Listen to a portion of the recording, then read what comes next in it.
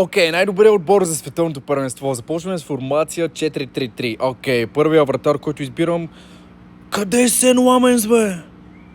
Моля, окей, избирам Тибо Куртуа. Отиваме към десния бек. Къде е Диого Дало, бе? Какъв е то? Кай Уокър? Окей, тук избирам Хакими. Централен защитник. Тук трябва да ми се падне Хари Магуайр. Хари Магуайр не е тука.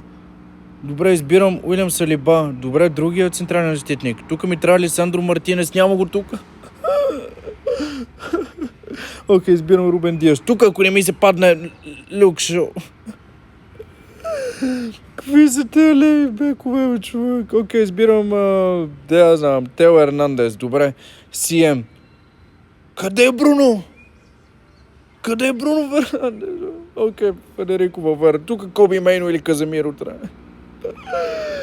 Къде е Бруно Фернандес? Окей, избирам Бернардо Силва. Тук трябва да ми западне вече Бруно Фернандес. Къде е Бруно Фернандес, бе? Окей, избирам Мартин Одегар тук. Сета, дясно крило. Тук Амат Диало. Какви са те, бе? Окей, избирам Букайо Сака. Сета, централен нападател. Тук вече трябва да ми се падне Бенямин Шешко, човек. Окей, Хари Кейн. Тук вече трябва да ми се падне Матеус Куня.